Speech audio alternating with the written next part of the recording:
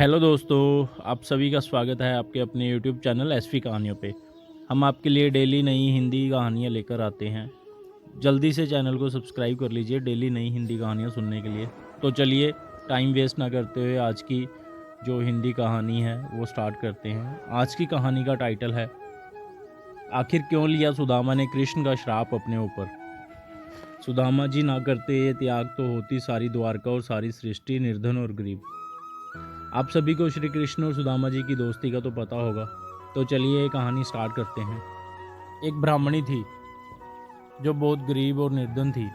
भिक्षा मांगकर जीवन यापन करती थी। एक समय ऐसा आया कि 5 दिन तक उसे भिक्षा नहीं मिली। वह प्रतिदिन पानी पीकर भगवान का नाम लेकर सो जाती थी। 6वें दिन उसे भिक्षा में 2 मुट्ठी चना मिले। चने लेकर वो कुटिया की ओर चल पड़ी। कुटिया पर पहुंचते पहुंचते रात हो गई।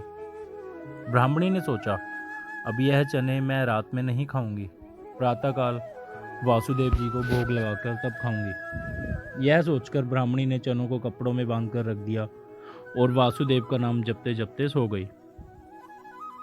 ब्राह्मणी के सोने के बाद 2 चोर चोरी करने के लिए उसकी कुटिया में आ गए। चोरों को काफ़ी देर तक ढूंढने के बाद कुछ भी नहीं मिला। काफ़ी देर ढूंढने के बाद चोरों को वो चनों की बंधी पोटली मिल गई। चोरों ने समझा इसमें सोने के मोती हैं। इतने में ब्राह्मणी जाग गई और उसे पता लग गया कि घर में चोर घुस आए हैं। तभी वो शोर मचाने लगी।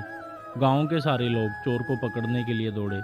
चोर वह पोटली लेकर भागे। पकड़े जाने के डर से सारे चोर सांदीपनी मुनि के आश्रम में छिप गए। गुरु माता को लगा कोई आश्रम के अंदर आया है। गुरु माता देखने के लिए आगे बढ़ी। चोर डर गए और आश्रम से भागे।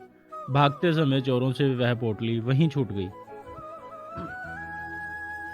इधर भूख से व्याकुल ब्राह्मणी ने जब जाना उसके चने की पोटली चोर उठा ले गए तो ब्राह्मणी ने श्राप दिया, मुझ दीनहीन असहाय के जो भी चने खाएगा वह दरिद्र हो जाएगा। उधर प्रातःकाल गुरु माता आश्रम में झाड़ू लगाने लगी। झाड़ू लगाते समय गुरु माता को वही चने की पोटली मिली। गुरु माता ने खोलकर देखा तो उसमें चने थे। कान्हा और सुदामा जंगल में लकड़ी लाने जा रहे थे।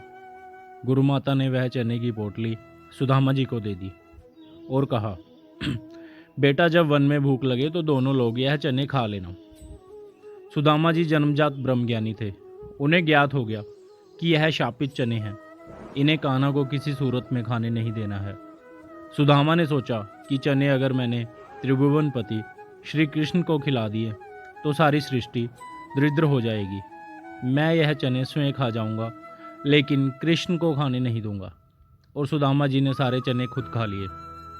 चने खाकर दरिद्रता का श्राप सुदामा जी ने स्वयं ले लिया। शाप की वजह से कालांकार में सुदामा गरीब ब्राह्मण बने रहे। अपने बच्चों का पेट भर सके उतने भी सुदामा के पास पैसे नहीं थे। सुदामा की पत्नी ने कहा, हम भले ही भूखे रहें लेकिन बच्चों का पेट तो भरना चाहिए ना। इतना बोलते बोलते उसकी आंखों में आंसू आ गए। सुदामा को बहुत दुख हुआ। उन्होंने कहा, क्या कर सकते हैं, किसी के पास मांगने थोड़े ही जा सकते हैं। पत्नी ने सुदामा से कहा, आप कई बार श्री कृष्ण की बात करते हो, आपकी उनके साथ बहुत मित्रता है, ऐसा कहते हो। वे तो द्वारका के राजा हैं, वहां क्यों नहीं जाते? जाइए ना, वहां कुछ भी मांगना नहीं पड़ेगा। सुदामा को पत्नी की बात सही लगी। सुदामा ने द्वारका जाने का तय किया। पत्नी से कहा, ठीक है, मैं कृष्ण के पास जाऊंगा, लेकिन उसके बच्चों के लिए क्या लेकर जाऊं? सुदामा की पत्नी पड़ोस में से भुने चने चावल ले आई। उसे फटे हुए कपड़े में बांधकर उसकी पोटली बनाई। सुदामा उस पोटली को लेकर द्वारका जाने के लिए निकल पड़े। द्वारका देखकर सुदामा तो दंग रह गए। पूरी नगरी सोने की थी। लोग बहुत खुश थे। सुदामा पूछते पूछते कृष्ण के महल तक पहुंचे। दरबान ने साधु जैसे लगने वाले सुदामा से पूछा, ओ भाई, यहाँ क्या काम है? सुदामा ने जवाब दिया, मुझे कृष्ण से मिलना है, वह मेरा मित्र है। अंदर जाकर कहिए कि सुदामा आपसे मिलने आया है। दरबान को सुदामा के वस्त्र देखकर हंसी आ गई। उसने जाकर कृष्ण को बताया। सुदामा का नाम सुनते ही कृष्ण खड़े हो गए और सुदामा से मिलने दौड़े। सभी आश्चर्य से देख रहे थे, कहाँ राजा, कहाँ ये साधु। कृष्ण सुदामा को महल में ले गए। सांदीपनी ऋषि के गुरुकुल के दिनों की यादें ताजा की। सुदामा कृष्ण की समृद्धि देखकर शर्मा गए।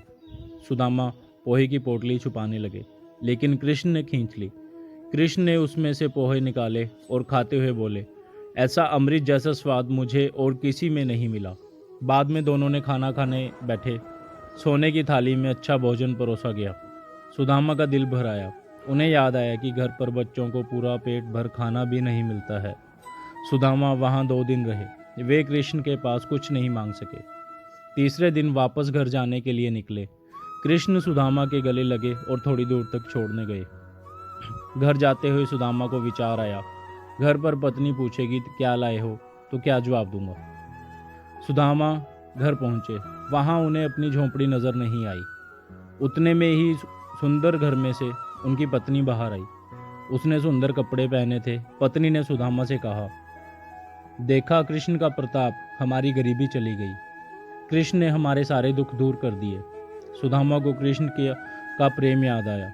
उसकी आंखों में खुशी के आंसू आ गए। वह दिन अक्षय तृतीया का था। तब से प्रति अक्षय तृतीया पर श्री कृष्ण सुदामा की यह कथा सुनाई जाती है। बोलिए श्री कृष्ण भगवान की जय। ऐसी और कहानियाँ सुनने के लिए चैनल को सब्सक्राइब करें। धन्यवाद।